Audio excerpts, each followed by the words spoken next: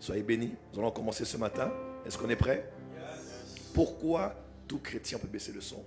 Pourquoi puis-je avoir du thé? Voilà.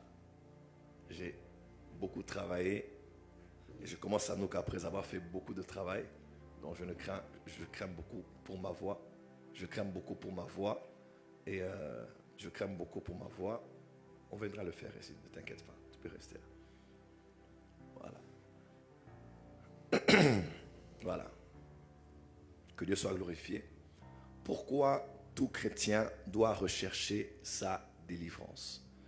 Pourquoi tout chrétien doit rechercher sa délivrance? Ce thème présume et suppose que tout chrétien ait besoin de la délivrance. Et je sais que théologiquement parlant, la plupart de ceux qui sont cambrés dans une emphase doctrinale qui dit tout haut et avec pleine assurance, n'est-ce pas, un chrétien n'a pas besoin de délivrance. Je sais que ce thème peut déranger, ce thème peut bousculer, ce thème peut embarrasser, mais suivez notre logique à partir de ce matin et nous allons avancer. Nous parlerons de la délivrance tout au long de ces matinées. Et je voulais en ce premier jour de cette école avoir le temps de poser les bases fondamentales de ce en quoi nous croyons quand nous parlons de la délivrance. Déjà, vous allez voir, la délivrance est intimement liée. La délivrance est intimement liée au concept du combat spirituel. Généralement, quand on parle de délivrance, on parle de combat spirituel. Et ça va faire plus de 30 ans aujourd'hui que dans une certaine saison de l'Église, corps de Christ, Dieu a commencé à permettre que des voix s'élèvent, des prédicateurs, notamment dans l'anglophonie, qui ont commencé à parler de la délivrance, à parler des principautés, à parler des autels, à parler des liens, des chaînes, à parler de l'homme fort, à parler des types d'esprits qui séjournent dans les milieux marins, à parler des réalités du monde spirituel que l'on ne connaissait pas depuis le 15e siècle lors de la réforme protestante. Nous avons tous été les héritiers de la grande réforme et ont quitté le catholicisme. Nous avons connu le mouvement baptiste, ménonite, les anabaptistes. Nous avons connu le mouvement pentecôtiste, début du 19e siècle avec Azusa Street aux États-Unis. Avant 1910, les États-Unis ont connu un grand réveil qui a été à la base même du mouvement des Assemblées de Dieu aujourd'hui. On a connu beaucoup de mouvements, guérison, miracles aux États-Unis, ici, mais on ne connaissait pas le domaine de la délivrance, d'expulser les démons, l'exorcisme qui était autrefois occulté dans le catholicisme, mais qui était un domaine très privé, très sacré, très mis à part par certains érudits, par certaines personnes dotées d'un pouvoir divin. On les appelait des thaumaturges parmi les catholiques qui opéraient des miracles, qui chassaient les démons. Depuis plus de 30 ans maintenant, l'Église corps du Christ a connu un shift. Je dirais même 40 ans pratiquement. On a eu des livres qui ont été comme des instruments de vulgarisation de ce concept, comme Il est venu libérer les captifs de Rebecca Brown, Préparer la guerre, et tant d'autres livres qui sont sortis. Peter Wagner qui a parlé de Père son âme, il est mort d'un cancer, ça fait quelques années, des esprits territoriaux. C'est lui pratiquement qui a expliqué les textes de Deutéronome pour parler des fils de Dieu, des principautés sur les nations. Bref, le corps du Christ a commencé à avoir une lumière sur la délivrance. Et aujourd'hui, sincèrement, tout le monde parle de délivrance, tout le monde parle des démons, tout le monde parle des liens. Nous voulons que cette école soit une école durant laquelle nous allons vraiment aller en profondeur, puisque nous parlons du monde des esprits. Nous allons vraiment aller en profondeur sur ce domaine des esprits. Alors, pourquoi, on dit ici, pourquoi tout chrétien doit rechercher sa délivrance? En d'autres termes, pourquoi vous qui me suivez actuellement, vous devez rechercher votre délivrance? Alors, de manière très basique, lorsqu'on parle de délivrance, ou on parle du verbe délivrer, délivrer peut avoir plusieurs synonymes qui peuvent nous permettre de mieux comprendre que veut dire délivrance. Délivrer dans la Bible ne veut pas forcément dire libérer un esprit mauvais. Délivrer ne veut pas toujours dire expulser un esprit hors d'un corps. Délivrer veut dire aussi protéger. Délivrer veut dire aussi sauver du danger. Délivrer veut dire aussi sécuriser. Délivrer veut dire aussi mettre à l'abri d'une tempête, d'une tornade, d'un danger imminent qui s'abat au milieu de la masse. Je vais lire quelques versets pour qu'on puisse mieux comprendre cela. Je vais lire quelques versets qui ne sont très communs, n'est-ce pas? Daniel 3, verset 17. Il est écrit: voici notre Dieu que nous servons peut nous délivrer de la fournaise ardente et il nous délivrera de ta main, ô roi. Donc vous voyez ici, il y avait un danger, il y avait une mort imminente. Il devait être jeté dans la fournaise. Du reste, ceux qui étaient jetés, à peine on voulait les jeter, que ceux qui voulaient jeter et ceux qui étaient jetés mouraient déjà. Parce que c'était une fournaise ardente. Elle était même chauffée x7 pour ces jeunes juifs de la tribu de Juda qui étaient en Babylone en captivité et au service du roi. Et ils disent ici au roi: ne non pas nous prosterner devant ta statue et l'adorer et la vénérer, pendant que les instruments de musique et tout le monde sont en train de vénérer la statue. Il dit: notre Dieu peut nous délivrer. Il n'y avait aucun démon forcément, il n'y avait aucun esprit impur forcément, du moins à vue d'œil. C'était un danger et ils ont cru que Dieu allait les sauver, les délivrer du danger. Jérémie 1, verset 8. Dieu a dit à Jérémie lors de son appel au ministère: ne les crains point, car je suis avec toi pour te délivrer, dit l'Éternel. Ce n'était pas une délivrance des esprits mauvais. Dieu disait seulement: je t'enverrai vers des nations. Ne les crains point, parce que moi, je serai là pour te protéger, pour te sécuriser, pour veiller sur toi, pour t'arracher de tout danger. Amen. De Pierre 2, verset 9. Le Seigneur sait délivrer de l'épreuve les hommes pieux et réserver les injustes pour être punis au jour du jugement. Donc le Seigneur sait délivrer l'homme pieux, n'est-ce pas? Il sait délivrer de l'épreuve les hommes pieux. Il sait arracher de l'épreuve. Il sait sortir de l'épreuve. Amen, amen. Et en cela, vous allez même voir, quand on parle des enfants d'Israël sortis d'Égypte, que dit-on? On dit que Dieu les a délivrés de la main de Pharaon. Dieu les a sortis de la main de Pharaon. Dieu les a arrachés de la main de Pharaon. Donc, quand on parle de délivrance, de manière interchangeable, le verbe délivrer peut être utilisé à la place de sauver, de protéger. Une autre version dans Colossiens, on dit: il nous a délivrés du royaume des ténèbres pour nous transporter dans son admirable lumière. Excusez-moi, il nous a délivrés, il nous a sortis des ténèbres pour nous, il nous a délivrés des ténèbres pour nous transférer, pour nous transporter dans le royaume de la lumière. Donc on utilise aussi le verbe délivrer, délivrer dans notre version. Comme pour dire, il nous a sortis d'eux pour nous faire entrer dans un nouveau royaume. Donc la délivrance ne veut pas toujours dire expulsion des esprits, délivrance des esprits mauvais, non. Donc quand nous parlerons de la délivrance, nous parlerons aussi, pourquoi pas, de la sécurité, de la protection, de la préservation, surtout quand nous allons prier. Mais dans le fond, nous allons vraiment rester sur la délivrance dans la dimension de la libération des influences spirituelles, de l'affranchissement des influences spirituelles, qu'elles soient internes ou externes, de la libération, de l'affranchissement, de la délivrance des puissances spirituelles. Pourquoi tout chrétien doit rechercher sa délivrance? Première raison. Psaume 91, mon fils va lire. Psaume 91, verset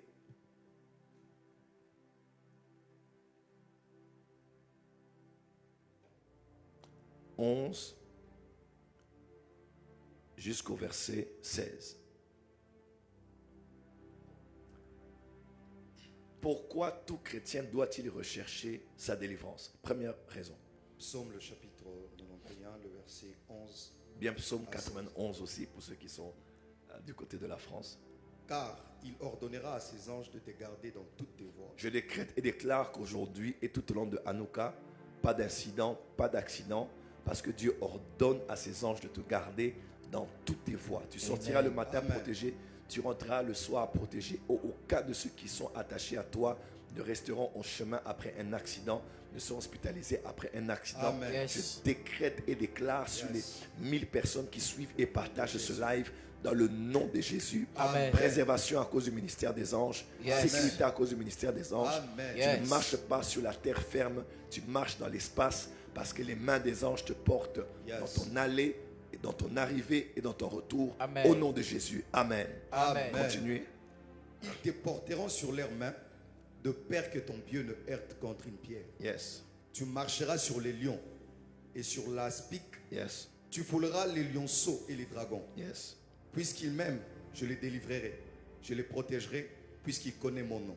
Puisqu'il m'aime, Je les délivrerai. je le délivrerai. Dans la délivrance, Dieu l'accorde à ceux qu'il aime. Puisqu'il m'aime, je le délivrerai, Je les protégerai, Yes. puisqu'il connaît mon nom. Il m'invoquera et je lui répondrai. Yes. Je serai avec lui dans la détresse. Je les délivrerai et je les glorifierai. Wow. Je les rassasierai du long du jour et je lui ferai voir mon salut. Je le rassasierai de longs jours et je lui ferai voir mon salut. Lis le verset 15, s'il te plaît. Le verset 15. Laisse un peu le piano. Il m'invoquera et je lui répondrai. Yes. Je serai avec lui dans la détresse. Je les délivrerai et je le glorifierai. Encore. Il m'invoquera et je lui répondrai. Je serai avec lui dans la détresse. Je les délivrerai et je les glorifierai. Alors, lorsqu'on dit il, on parle de qui? C'est au verset 1 que nous avons la réponse. On parle de qui ici? Celui qui demeure sous l'abri du Très-Haut Yes. repose à l'ombre du Tout-Puissant. Voilà. Tout ce qui est dit à partir du verset 2 jusqu'à la fin, au verset 16, parle au fait des bénéfices que nous avons lorsque nous sommes connectés à El Shaddai et à El Elyon. Je répète, pour les Juifs, ce texte est très sacré. Même pour les ésotériques, ce texte est très sacré. C'est un des versets les plus puissants sur la protection divine. Le pasteur Joseph Prince, qui prêche beaucoup sur la grâce, a dit que ce texte est le texte le plus puissant en matière de la protection divine. Parce que ce texte regorge pleinement diverses manières dont Dieu nous protège, de divers dangers. On parle de ceux de midi, on parle des malheurs, du lionceau, de l'aspic, on parle de tellement de types de dangers et de tellement de manières dont Dieu nous délivre. C'est justement extraordinaire. Ce sont les bénéfices de vivre et de marcher en connexion avec El Shaddai. Dis avec moi El Shaddai. El Shaddai, Et El Elyon. Dis avec moi El Elyon. El Elyon. On dit celui qui demeure sous l'abri du Très-Haut. Très-Haut. Le Très-Haut en hébreu c'est El Elyon. El Elyon. Première fois, nous verrons cela être mentionné dans l'histoire de Melchisédek. Le sacrificateur du Très-Haut. Du Très-Haut, c'est-à-dire de El Elyon. Et ce que j'aime qu'on dit El Elyon, j'ai étudié ça en hébreu, c'est extraordinaire. Elyon, extraordinaire. Le Dieu très haut. Quand on dit le Dieu très haut, Marabaso Pariaka. Quand on dit le Dieu très haut, en hébreu, l'imagerie est celle-ci. C'est comme un Dieu qui est au sommet de la montagne, mais que l'on rencontre après avoir gravi la montagne jusqu'au sommet. Donc c'est comme le Dieu qu'on trouve qui est au-dessus, sur une montagne, et que on rencontre après avoir grimpé, escaladé une montagne. À vrai dire, le très haut est le Dieu qui se révèle dans la vie de ceux qui le cherchent. Yes. C'est le Dieu qui est à un niveau d'ascension supérieur. C'est le Dieu qui est attaché au mouvement des anges. Vous allez voir, quand on dit, il dit, je vous ai dit, vous êtes des dieux. Vous êtes les fils du Très-Haut. Ouais. Quand on parle des dieux, des divinités, on parle des fils de Dieu, on parle des Elohim, on fait souvent mention au Très-Haut. Et il y a beaucoup de textes. Lisez seulement les Écritures. Quand on parle du Très-Haut, on parle beaucoup du mouvement angélique, des œuvres, de Dieu attaché à la dimension des êtres célestes. Laisse-moi te dire, durant cette Hanouka, nous cherchons El Elyon. Amen. Ce Dieu-là est le Dieu que nous connaissons, mais que dont nous ne pouvons avoir la révélation que si nous montons, que si nous empruntons la montagne. Amen. Moïse avait connu le Dieu qu'il avait rencontré à Madian. Quelqu'un est avec moi? Yes. Mais il a connu ce Dieu différemment lorsqu'il est allé au sommet de la montagne. Je vois le Dieu que tu as connu s'est révélé à toi d'une toute nouvelle manière Amen. parce que tu es en train de monter maintenant. Amen. Je dis, Amen. je dis, Tu es en train de monter maintenant. Amen. Pour Amen. rencontrer El Elyon, le Dieu qui se cache dans les hauteurs et que l'on rencontre après avoir gravi une montagne. Yes. Ah, ça c'est extraordinaire. Amen. Il dit celui qui demeure sous l'abri du très haut. Et on dit quoi? Repose à l'ombre du Tout-Puissant. Le Tout-Puissant c'est qui? El Shaddai. El Shaddai. Donc ce psaume 91 révèle Dieu comme El Elyon et révèle Dieu comme El Shaddai. El Shaddai c'est le Dieu Tout-Puissant. Le Dieu Tout-Puissant. Durant cette Hanouka, nous allons rencontrer El Elyon Yes. et nous allons rencontrer El Shaddai. Amen. El Shaddai, c'est le Dieu Tout-Puissant. C'est une des premières révélations de Dieu à l'humanité. Je vous dis la vérité. Yes. Genèse 17, vous allez voir, c'est clair. Il dit Abraham, je suis le Tout-Puissant. Mais quand vous lisez l'histoire biblique, les théologiens disent, le premier livre de la Bible qui a été écrit, c'est le livre de Job. Job. Yes. Et il n'y a aucun livre de la Bible. Donc, Job a existé avant Genèse. Wow. Ouais. Ouais. On dit que Job était certainement un contemporain d'Abraham. Il a vécu peut-être avant Abraham ou pendant qu'Abraham vivait. Mais ce qui m'étonne, on voit Dieu se révéler à Abraham dans Genèse 17. Il dit, je suis le Tout-Puissant. Moi, je crois que Dieu ne s'est révélé qu'à Abraham comme le Tout-Puissant. Quand vous voyez Genèse 28, Dieu se révèle à Jacob. Il dit, je suis le Dieu de ton père Abraham, je suis le Tout-Puissant. Moi, je croyais qu'il ne s'était révélé qu'à Abraham et à sa descendance, comme Jacob. Mais bizarrement, il n'y a aucun livre de la Bible où on parle de Shaddai ou de El Shaddai comme Job. Comme Job. Vous allez voir Shaddai jusqu'à la fin quand il dit, je reconnais que tu peux tout. Tu peux tout là-bas, c'est Shaddai. Yes. Ouais, tu peux tout. Le Tout-Puissant, qui a tout potentiel, Wow. qui est capable de tout faire. Donc, à la fin de Job, il dit, je reconnais que tu es le Tout-Puissant. Wow. C'est littéralement cela. Pour que tu comprennes bien, par exemple, l'ami de Job dit ceci, il dit, dans Job, il est écrit, il dit, en réalité, dans l'homme, c'est L'esprit. le souffle, du Tout-Puissant. Du Tout-Puissant. le souffle du Tout-Puissant. Tout-Puissant qui donne l'intelligence. Donc, dans Job, déjà, on voit le Shaddai. On voit le Shaddai. Wow. Et comme ça, il y a plusieurs textes qui parlent de El Shaddai. Je crois que El Shaddai est l'une des premières révélations de Dieu à l'humanité. Wow. Il a montré à sa création qu'il est le Tout-Puissant. Il détient la toute-puissance. Et ici se trouvent les bénéfices de ceux qui marchent avec El Shaddai. Et quelqu'un peut dire El Shaddai. El Shaddai. Quelqu'un peut dire El Elyon. El Elyon. Dis encore El Shaddai. El Shaddai. Très fort, El Elyon. El Elyon. Alors à la fin, qu'est-ce qu'on dit? Il y a encore le dernier verset 15. Je le rassasierai de longs jours. Verset 15, ça c'est 16. Verset 15. Il m'invoquera et je lui répondrai. Yes. Je serai avec lui dans la détresse. Dieu sera avec toi dans la détresse. Amen. Je le délivrerai. Attends, Yes. donc, il y a des fois, Dieu ne nous sort pas de la détresse, mais il est avec nous dans la détresse. Wow. Oh, Wow. oh, oh, Wow. oh, Wow. oh, Wow. oh. Ouais.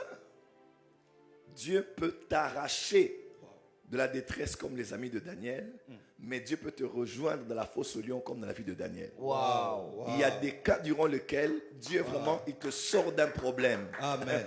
Des fois, Dieu ne te sort pas du problème, il te Yes. rejoint dans le problème. Oh, yes. Ah, je décrète et déclare pour certains, Dieu va te sortir du problème. Des fois, Dieu te laissera dans le problème, mais il va se révéler à toi dans le problème. Amen. Il a dit, je serai avec toi dans la détresse. Détresse. Voilà pourquoi Jésus a dit, je ne prie pas que Dieu vous sorte de ce monde, mais qu'il vous préserve du malin. Yes. Des fois, Dieu te laissera encore là.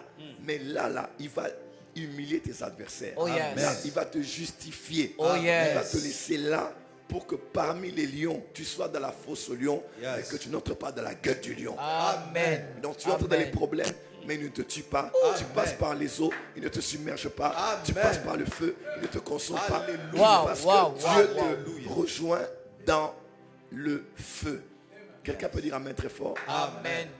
Et quand vous lisez très bien, vous allez voir, la Bible déclare, termine ce verset, Je les délivrerai et je les glorifierai.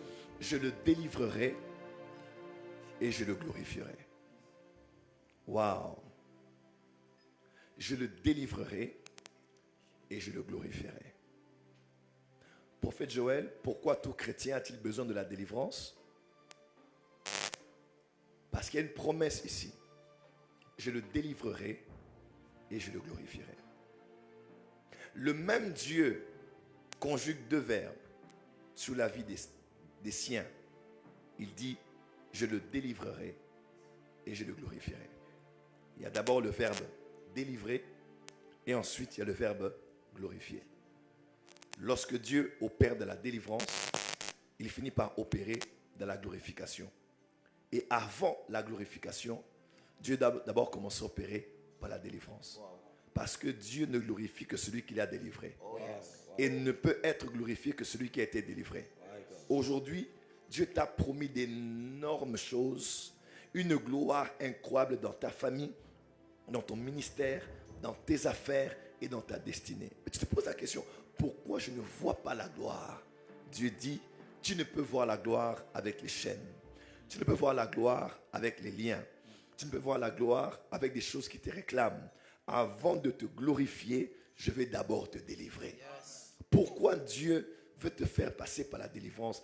Pourquoi tout chrétien doit-tu d'abord rechercher la délivrance? C'est parce qu'il n'y a pas de gloire sans délivrance. Il n'y a pas d'expérience avec la gloire sans passage par la délivrance. Parce que avant la glorification, il faut la libération.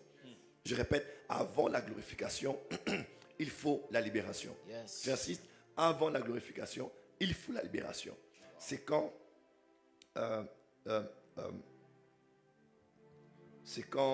Lazare a été libéré de ses liens, qu'il était glorifié dans toute l'assemblée des enfants d'Israël. Parce qu'il ne venait pas que pour voir Jésus.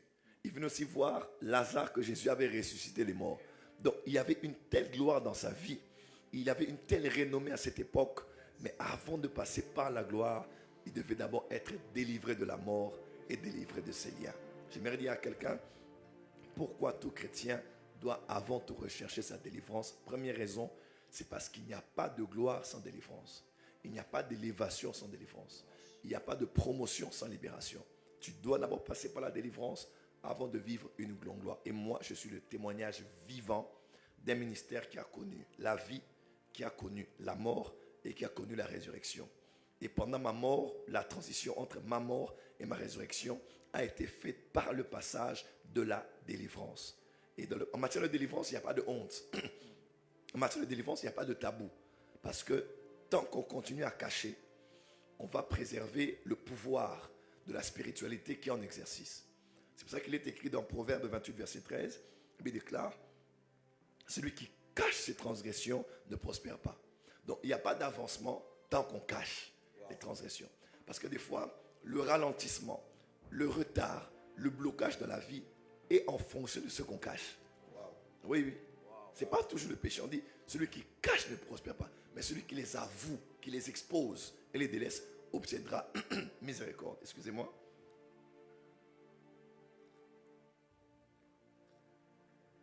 J'entends quelqu'un dire avance prophète. Avance prophète. J'entends quelqu'un dire avance prophète. Avance prophète. J'entends quelqu'un dire avance prophète. Avance Acclame prophète. très fort pour le Seigneur. Non, acclame très fort.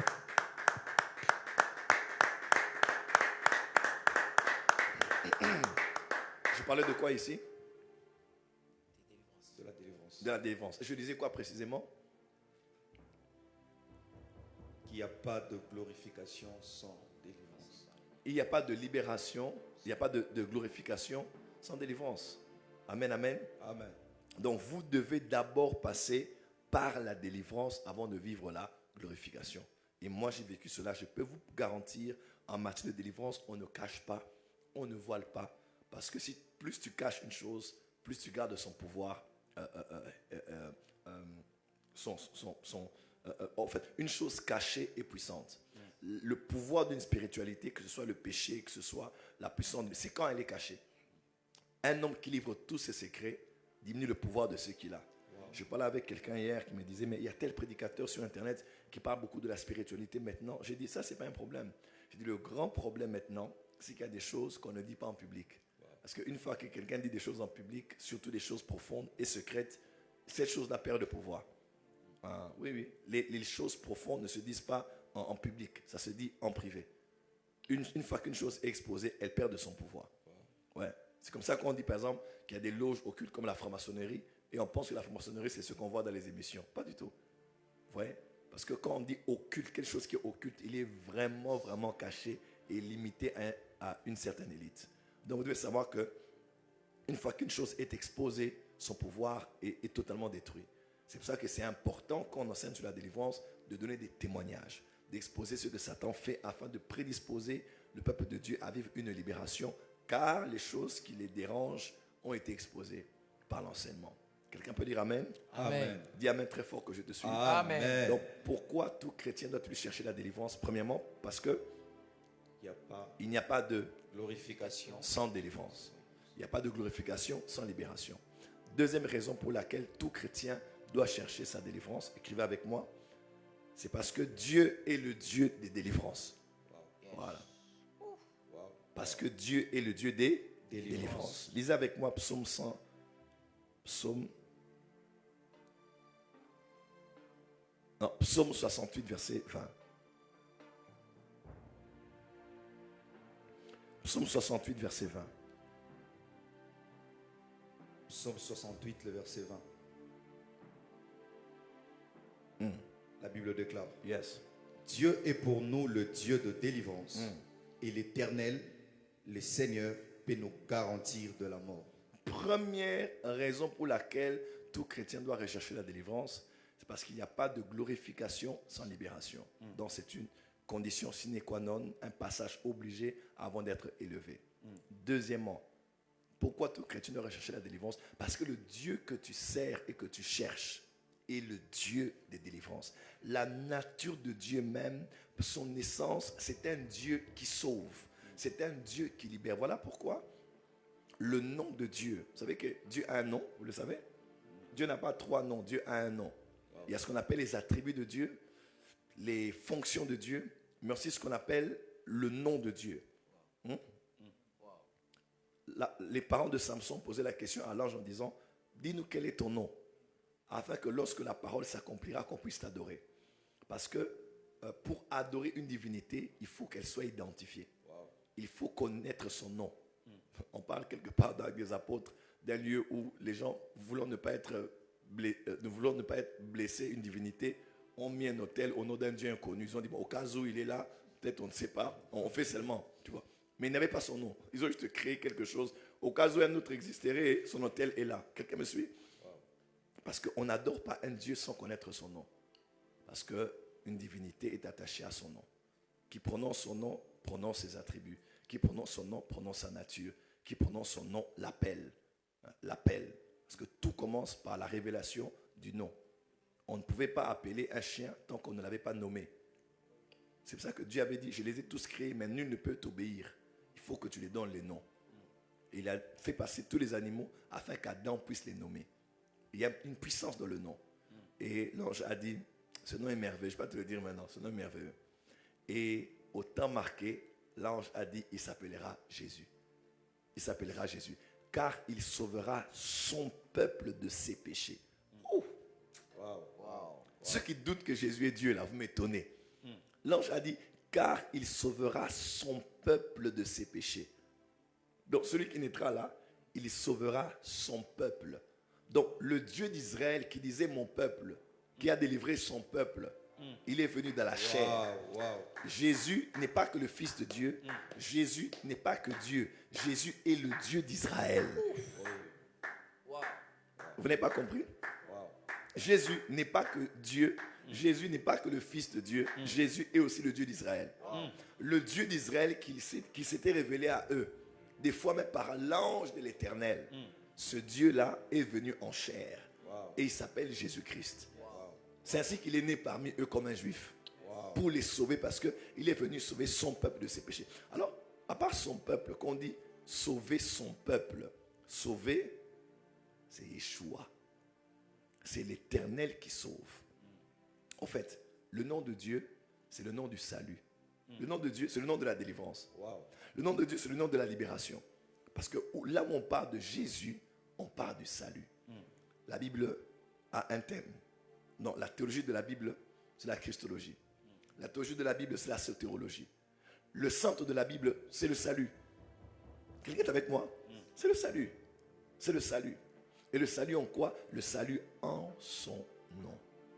Ainsi, Acte 4, verset 12 dit, il n'y a dans sur le ciel aucun autre nom qui nous a été donné parmi les hommes par lesquels nous serons sauvés. Moi, je complète, si ce n'est le nom de Jésus. Acte 3, Pierre et Jean me disent, mais pourquoi vous regardez nous comme si c'est par notre propre puissance que cet homme a été guéri devant vous? Il dit, mais c'est par sa foi au nom de Jésus que le nom de Jésus lui a donné la capacité de marcher. Alléluia. Quand il dit, je n'ai ni or ni argent, mais c'est que j'ai, je te le donne au nom de Jésus. Alléluia. Celui qui croira, ceux qui croiront en mon nom, ils chasseront les démons. Dis avec moi Jésus. Jésus. Dis encore Jésus. Jésus. Donc Jésus est le nom qui sauve, Jésus est le nom qui délivre. Invoque-moi au jour de la détresse, je te délivrerai et tu me glorifieras. Oh, comment? Dans Joël 2, il est écrit, et quiconque invoquera le nom du Seigneur sera sauvé. Parce que son nom est Yahweh et Yeshua. Yeshua, c'est l'Éternel qui sauve, le Dieu sauveur, le Dieu libérateur. L'Éternel est pour nous le Dieu des délivrances. Nous cherchons la délivrance parce que nous prions un Dieu qui délivre. Amen. Laisse-moi te dire, durant ces 40 jours, tu vas expérimenter la délivrance parce que Dieu libère et Dieu affranchit. Amen. Mais voyez-vous, dans Jean 3, il est écrit, vous connaîtrez la vérité et la vérité vous affranchira. Alors, généralement, nous croyons que c'est la connaissance de la vérité qui affranchit. C'est vrai. Parce que ce n'est pas la vérité qui affranchit, mais c'est la connaissance, c'est la vérité qu'on connaît qui affranchit. Mais j'irai plus loin. Dans le même texte, juste après, Jésus dit, car celui que le Fils de Dieu, que le Fils de l'homme affranchit, il est réellement libre. Voyez-vous? Il fait une suite logique. Après, quand il dit, vous connaîtrez la vérité, vous affranchira. Lorsque le Fils de l'homme vous affranchit, vous êtes réellement libre. Il veut seulement dire que la vérité là qu'on connaît là, c'est lui. Ce n'est pas une révélation de la Bible. Il dit, mais quand le Fils de l'homme vous affranchit, vous êtes réellement libre. Parce que l'affranchissement dont tu parlais de la vérité là, il a dit, je suis le chemin, la vie et la vérité. Notre Dieu est le Dieu du salut. Notre Dieu est le Dieu de la délivrance. Troisième raison pour laquelle tout chrétien doit rechercher la délivrance. Troisième raison pour laquelle tout chrétien doit rechercher la délivrance. Je répète bien, écrivez avec moi. Troisième raison pour laquelle tout chrétien doit rechercher la délivrance. Écrivez avec moi. Tout chrétien doit rechercher la délivrance, car tout chrétien n'est pas né du sang. Je dirais mieux, n'est pas né de nouveau du sang.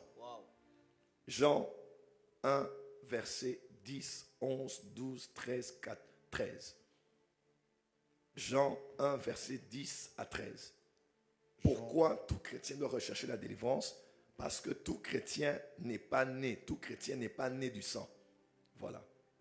Jean 1, 10 à 13. 10 à 13. La Bible déclare, elle était dans le monde, et le monde a été fait par elle. Et le monde ne l'a point connue. Elle est venue chez les siens, et les siens ne l'ont point reçue. Mais à tous ceux qui l'ont reçue, à ceux qui croient en son nom, elle a donné le pouvoir de devenir enfant de Dieu. Dis avec moi devenir. Devenir. Dis encore devenir. Devenir. À nous qu'à 2026, tu deviens. Amen. Tu deviens plus fort. Amen. Plus constant. Amen. Plus craignant Dieu. Amen. Plus amoureux de Dieu. Amen. Plus consacré. Amen. Plus intelligent. Amen. Plus sage. Amen. Dis avec moi je deviens. Je deviens. Tu deviens riche. Yes. Millionnaire. Amen. Milliardaire. Yes. PDG. Yes. Amen. CEO. Amen. Après Anouka, tu es marié. Yes. Dis avec moi je deviens. Amen. Je deviens. Cette Anouka nous accorde le pouvoir de devenir. Yes. Donc tu ne seras plus, tu étais une chenille, tu deviendrais un papillon. Amen. Le papillon n'est pas hors de toi. Amen. Le papillon est en toi. Ce que nous sommes n'a pas encore été manifesté. Yes. Ce que tu es est en toi. Amen. Je te vois durant cette Hanouka, le vase d'albâtre être brisé et ce qu'il y a en toi va vraiment sortir. Amen. Tu deviens la meilleure version de toi Yes. en Jésus-Christ. Quelqu'un dit Amen très fort. Amen. On y va? Lesquels sont nés. Voilà. On dit, elle leur a donné la parole, n'est-ce pas? Ouais, ouais. Le pouvoir de devenir enfant de Dieu. Donc, voici la nouvelle naissance. Nous devenons enfants de Dieu. Parce qu'avant enfants de Dieu, nous sommes enfants de... Nous sommes enfants de... Nos pères. Nous sommes enfants de... Nous sommes enfants de...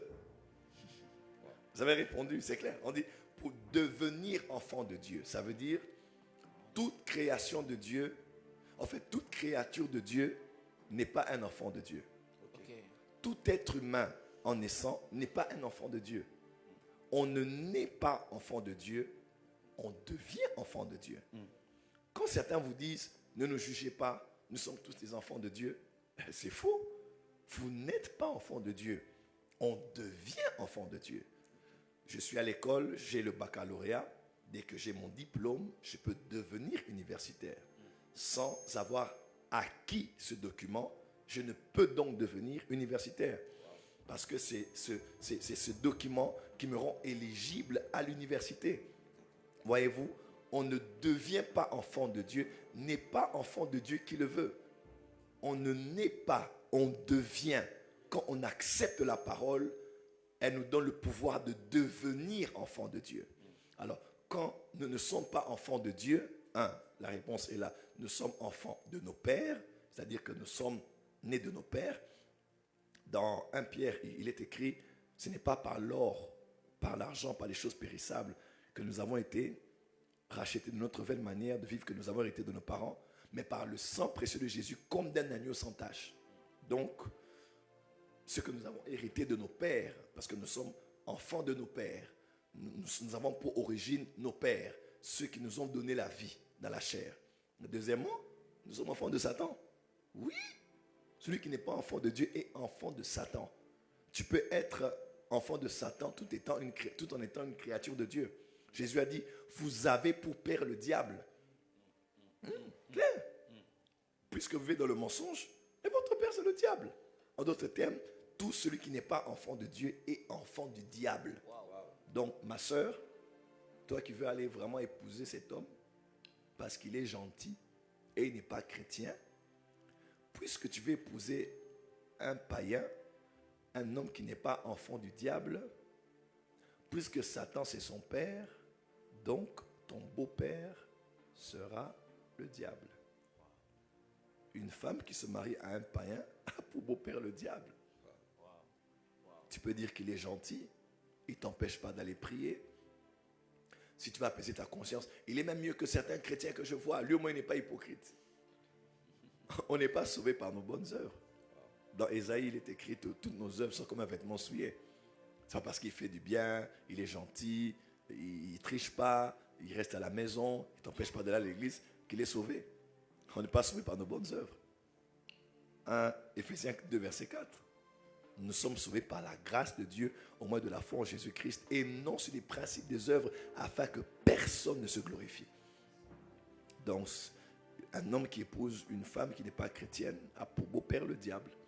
Et voilà. On ne naît pas enfant de Dieu, on devient enfant de Dieu. Alain Molot te le disait de manière très éloquente en ces termes. Tu es le père de tous ceux qui ont le Fils en eux. Donc quand le Fils est en toi, tu deviens enfant de Dieu. Yes. Alors, ici maintenant on explique en quoi consiste la nouvelle naissance. En quoi consiste le fait de devenir enfant de Dieu. On y va? Lesquels sont nés. Ils sont nés. Donc la nouvelle naissance concerne une naissance spirituelle par la parole qui est la lumière. Et on exclut tout autre élément comme... Non du sang, Donc on n'est pas né du sang. Donc quand tu es né de nouveau, ton sang n'est pas inclus. ni de la volonté de la chair, Ce n'est pas la chair la chair n'y est pas inclue. Yes. ni de la volonté de l'homme, L'homme, l'action humaine n'est pas inclue, mais de Dieu. mais de Dieu. En d'autres termes, être né de nouveau n'implique ni ton sang, ni la chair, ni la volonté de l'homme, mais Dieu. Donc quand tu es né de nouveau, ton sang n'est pas inclus, ta chair n'est pas inclue, Wow. et les hommes ne sont pas inclus. Voilà pourquoi tu es né de nouveau, mais tu crucifies la chair. Tu es né de nouveau, mais tu combats encore la chair. Wow. Tu es né de nouveau, mais tu demandes encore le brisement. Wow. Parce que la nouvelle naissance est le salut de ton esprit. Ce n'est pas le salut de ta chair, ni le salut de ton sang. Quelqu'un me suit? Yes. Ah, c'est quelqu'un me suit. Yes. Yes. Quelqu'un me suit. Yes. Et l'homme n'a rien à voir avec cela. Pourquoi tout chrétien doit rechercher la délivrance? C'est parce qu'il faut comprendre comment nous avons été sauvés. Nous avons été sauvés de quoi? Et où? D'où est-ce que nous avons été sauvés? Dans Genèse, Dieu dit à l'homme, lorsque tu mangeras de ce fruit, tu mourras. L'homme est effectivement mort, mais il a vécu plus de 1000 ans, plus de 800 ans. On se pose la question, mais l'homme était mort, qu'est-ce qui était mort? Dieu avait-il menti? Il n'avait pas menti. Même Satan savait, Satan, je ne sais pas là où Satan avait appris que Dieu les avait interdits là, le fruit de l'arbre a défendu, hein, mais il était très informé.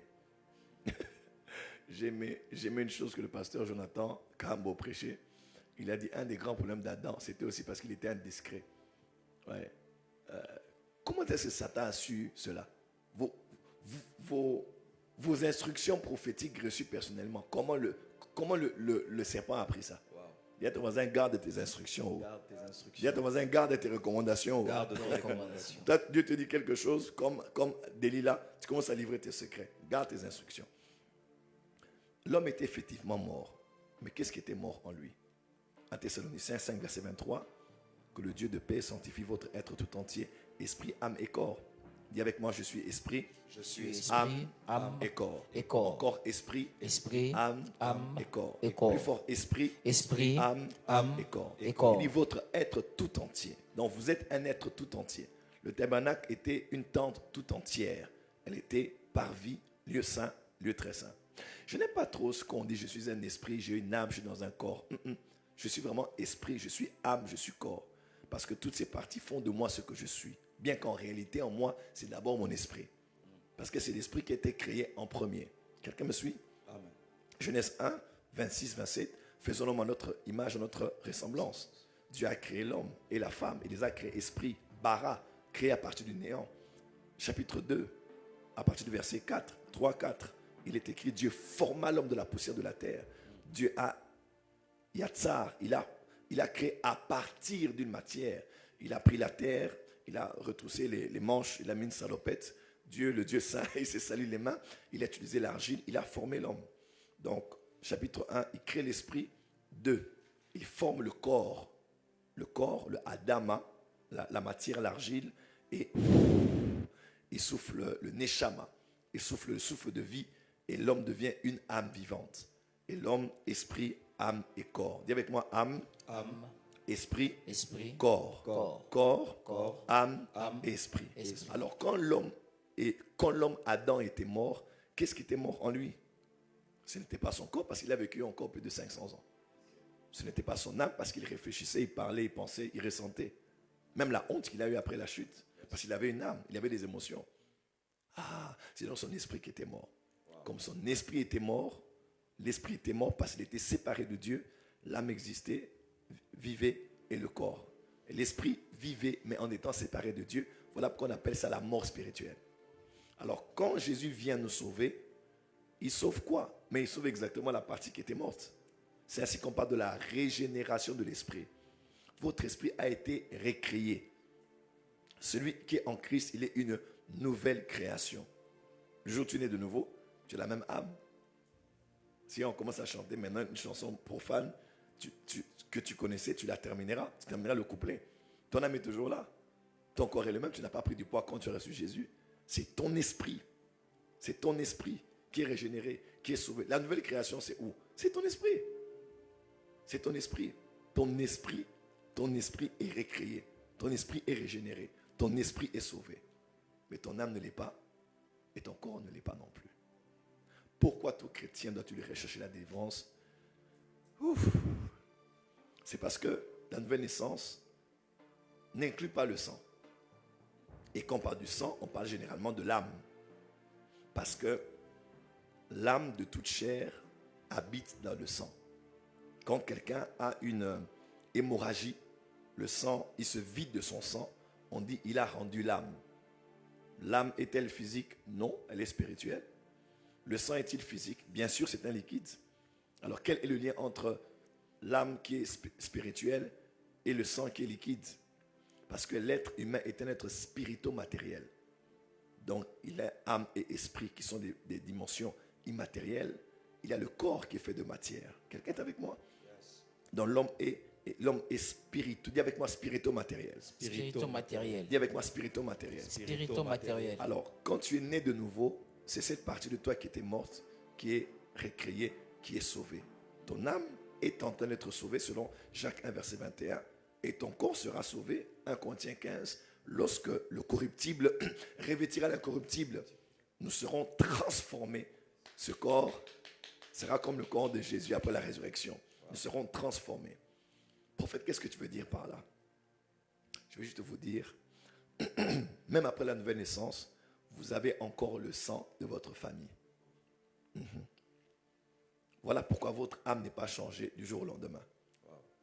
Vous avez encore le sang de votre famille. Et qui dit le sang de votre famille, dit votre ADN. Qui dit le sang de votre famille, dit les informations générationnelles cachées dans votre génétique. Cela n'est même pas biblique forcément, cela est scientifique. Totalement prouvé.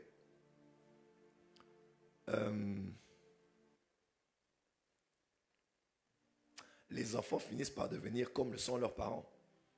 On a vu des enfants grandir aux États-Unis, issus des parents ivrognes, et les enfants finissent dans l'ivrognerie. Cela n'est même pas d'abord une action démoniaque, mais c'est plutôt génétique. Parce qu'à force de pratiquer une chose, un vice, cela est codifié dans une cassette qui est dans votre ADN. Il y a des informations qui sont à l'intérieur qui font que vous allez faire ce que vos parents ont fait. Cela n'est même pas que physionomiquement vous ressemblez à vos parents. Et sur le plan comportemental, vous finirez par, moi je bégaye, ma soeur bégaye, ma petite soeur bégaye, mon petit frère bégaye, mon père bégaye. Donc, quelqu'un dira que c'est, oui, c'est héréditaire. C'est vraiment génétique. Voilà pourquoi ta calvitie est là. Comme ton père, comme ton oncle. Parce que c'est génétique. Tu n'as pas de cheveux qui poussent ici devant. Pourquoi? Ta mère n'en avait pas. Tu as même physionomiquement parlant, tu es comme tes parents. Donc, dire que parce que je suis né de nouveau, je suis sauvé, tout est terminé, c'est faux. Je vous dis, c'est faux. C'est vraiment faux. Et cela en disant ainsi, je ne remets pas en question le niveau de la croix. Pas du tout. Pas du tout. Sinon alors, qu'est-ce qu'on va dire? Pourquoi les chrétiens sont malades alors que Jésus a porté nos maladies à la croix? Tu vois? C'est normal. Oh prophète, comment tu peux dire que tout n'est pas fini? Tout est déjà coupé, tout est fini. Alors pourquoi on prie pour les malades qui sont chrétiens? Si Jésus a pris toutes nos maladies à la croix, pourquoi quand on est sauvé, on ne tombe plus malade? Pourquoi on continue à tomber malade?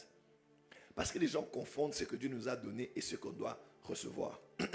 Les gens confondent entre ce que Dieu nous a disposé et ce dont on doit se connecter à.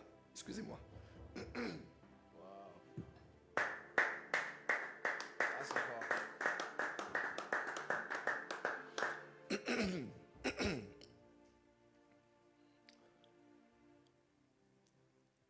Les hommes ne sont pas coiffés, ils ont les cheveux en désordre. Est-ce que c'est la faute du coiffeur? Même pas.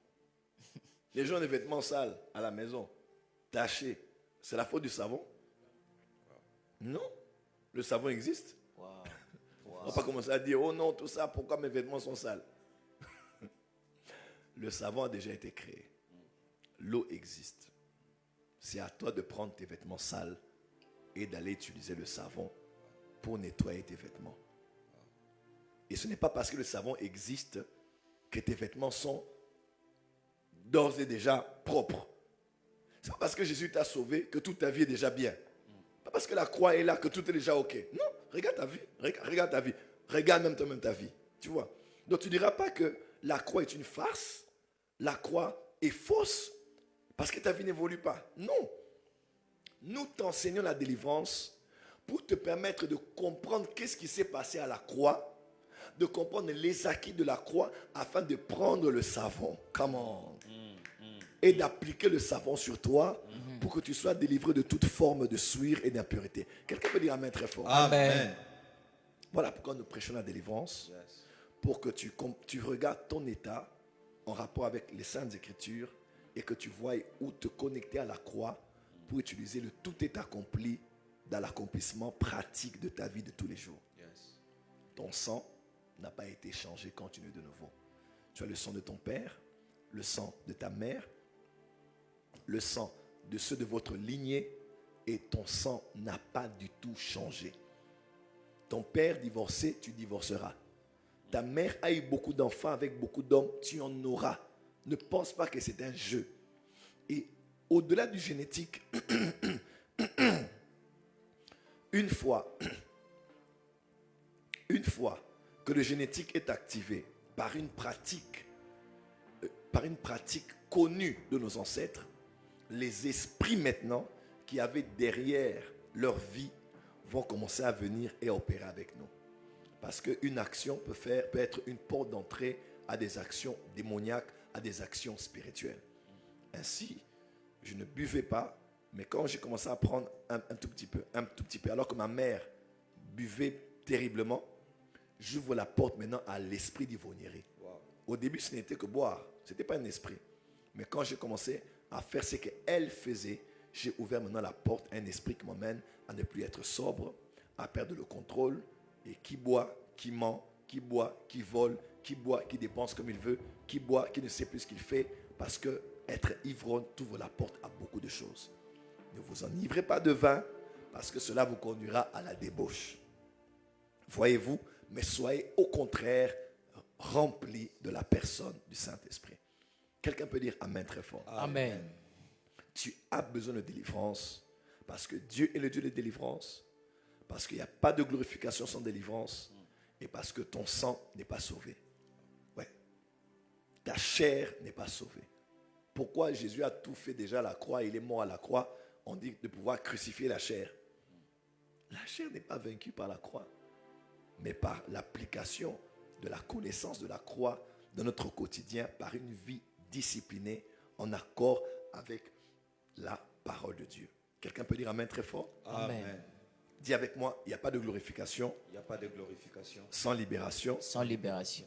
Il n'y a pas de gloire. Il n'y a pas de gloire sans délivrance. Sans délivrance. Dis avec moi, quand je suis sauvé, quand je suis sauvé, mon esprit est sauvé. Mon esprit est sauvé. Mais mon âme, liée à mon sang, n'est pas sauvée. N'est pas sauvé. Dis avec moi, mon sang n'est pas sauvé. Mon sang n'est pas sauvé. Ma chair n'est pas sauvée. Ma chair n'est pas sauvée. Mon âme n'est pas sauvée. Mon âme n'est pas sauvée. Mon âme est en train d'être sauvée. Mon âme est en train d'être par la sauvée parole de Dieu. par la parole Lis de avec Dieu. nous Jacques 1, versets 20 et 21.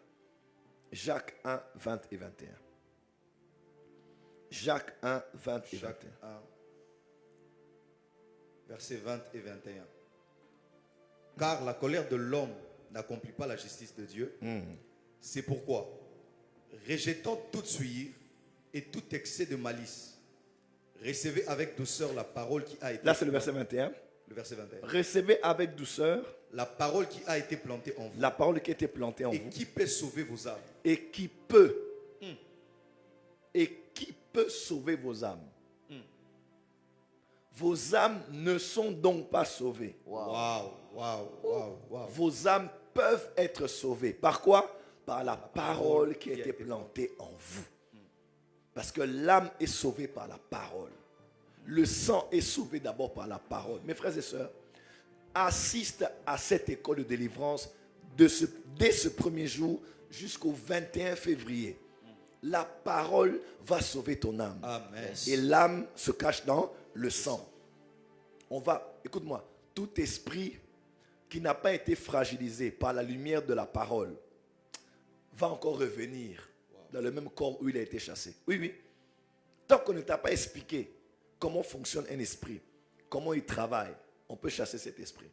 Mais puisque tu ne connais pas son fonctionnement, il reviendra par une porte que tu n'as pas connue. Voilà pourquoi nous voulons te donner la connaissance. Parce que la délivrance commence d'abord par la connaissance de la parole. Qu'est-ce que la Bible dit à ce sujet? Donc, mes frères et sœurs, tu as besoin de délivrance parce que ton sang n'est pas sauvé, parce que ton âme ne l'est pas non plus. Parce que la parole peut sauver ton âme. Et durant ces 40 jours, nous allons te donner la parole. Amen. Chaque matin, écoute la parole. Yes. Il y aura beaucoup de temps de prière, la nuit, à midi. Mais les matins, c'est l'adoration. Et les matins, c'est l'enseignement. Et puis tu commences ta journée à 7h30. Là, il me reste 3 minutes. Il est déjà 7h30. Très important de donner la place à la parole. Donc, j'ai voulu poser ces bases très, très simples pour vous dire, il est le Dieu de délivrance. Pas de glorification sans délivrance. Et puis, quand tu es sauvé, ton sang ne l'est pas. OK? Et je peux aussi rajouter, je vais juste te le dire en 2 mots. tu as besoin de délivrance parce que tu portes le nom de tes parents. Ouais. Ouais. Ton nom n'est pas Emmanuel Jésus-Christ Kalombo. Ton nom n'est pas Nathan Jésus-Christ Chidukenom. Ton nom est vraiment le nom de ton père, le nom de ta mère, le nom de ton oncle, le nom de quelqu'un qui est déjà mort. Frère, quand tu portes le nom de quelqu'un, surtout d'une personne qui a vécu avant toi, comme le nom de la famille, poste le nom de la famille, prénom reçu de quelqu'un de la famille, laisse-moi te dire, tu peux aussi répéter l'histoire de cette personne. Ouais. Tu as besoin de délivrance parce que ton nom te lie à une histoire générationnelle qui peut se répéter par toi parce que tu es le porteur de ce nom. Et les esprits qu'on invoquait pour détruire le nom, la personne qui portait ce nom-là, 10 générations avant toi, comme tu portes encore ce nom dans ta génération, les mêmes esprits, en voyant et le sang et le nom, peuvent venir te faire revivre la vie de la personne qui avait porté ce nom. Nous, on est des prophètes, des voyants. Le nombre de cas qu'on a vus. Tu portes le nom d'une tante qui est morte. Tu portes le nom d'une grand-mère qui est au village. Tu portes le nom de... La personne ne connaissait même pas. Elle va se renseigner. Elle dit exactement le nom de cette grand-mère-là. Elle était belle. Elle était trop belle. On l'aimait à la folie. Les hommes couraient derrière elle. Mais elle avait différents enfants. Elle a eu 5 enfants, mais de différents hommes. Et tu regardes déjà ta vie. Tu es aussi très belle. Et tu as 3 enfants déjà de 3 différents hommes. Wow. Pourquoi? Parce que tu as porté le nom de cette grand-mère. De cette grand-mère. Pourquoi avons-nous besoin de délivrance? Je commencerai par là demain. Parce que nous continuons aujourd'hui à porter le nom de notre famille. Nom de la famille Isaac. Nom de la famille Kassende. Nom de la famille Ouedraogo. Nom de la famille... Il y a beaucoup de noms de familles. Noms de famille en Afrique ou ailleurs. Parce que tu portes le nom de quelqu'un de ta famille, tu es susceptible, tu es éligible à perpétuer ce qui est arrivé à ceux qui ont porté ce nom avant toi. Wow. Voilà pourquoi tout chrétien a besoin d'être délivré. Parce que quand tu es délivré, quand tu es sauvé, ton nom de famille ne change pas. Et même, je dis bien et même si tu ne portes pas le nom de ta famille, dans le monde spirituel, on ne t'identifie pas le nom de ta famille. Wow. Tu peux même te dire, je change de nom. Tu t'appelles maintenant Ebenezer, Yeshua, Amashia.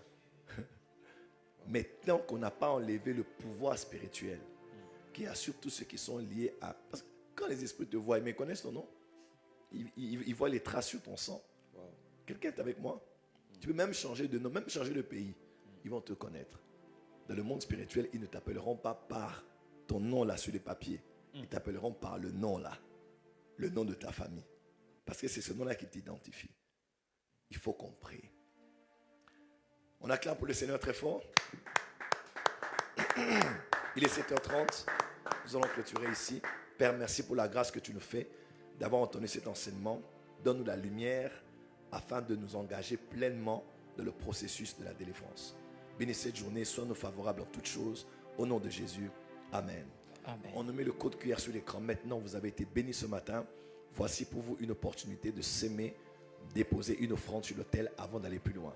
Il y a un lien épinglé sur PayPal. Maintenant, sur YouTube, cliquez sur ce lien. Ouvrez votre PayPal. Envoyez 10, 20 euros, 50, 100 ou plus. Envoyez votre offrande ce matin. C'est Anouka qui a commencé. Deuxièmement, n'oubliez pas aussi, vous avez votre dîme ou autre forme de libéralité, utilisez le lien PayPal ou même le code QR qui est sur l'écran maintenant et faites votre offrande et permettez au ciel de pouvoir déverser la plus abondante sur tout ce que vous faites et vous entreprenez. Je suis Joël Francis Tatou et j'étais heureux d'être avec vous. Merci à tous ceux qui m'ont accompagné à la réalisation et sur ce plateau. Nous allons nous retrouver aujourd'hui à midi pour la guerre de midi et le soir pour la grande ouverture, la grande plénière ce soir ici à l'église Port des Cieux. Limité 10e numéro 5 côté industriel. Et ce soir, par la grâce de Dieu, je vais ouvrir Anouka et Dieu m'a donné un puissant message. Le thème, je peux donner le thème? Yes. Je peux donner le thème? Yes. Le nouveau siècle des Lumières. Wow. On se retrouve ce soir. Soyez les bienvenus. Au nom de Jésus, shalom chez vous. Rue, numéro 5 industriel. Cette 10e édition de Hanouka n'est pas une simple rencontre, c'est une convocation divine. Hanouka 2026, une seule vision, un même appel, un héritage qui continue. Depuis 10 ans, Dieu parle. Il appelle, il relève, il éclaire. À travers des hommes consacrés, porteurs de feu et de vérité, le Seigneur a bâti un héritage de lumière transmis de génération en génération. Cette année marque une étape. 10 ans d'une œuvre portée par le Seigneur lui-même.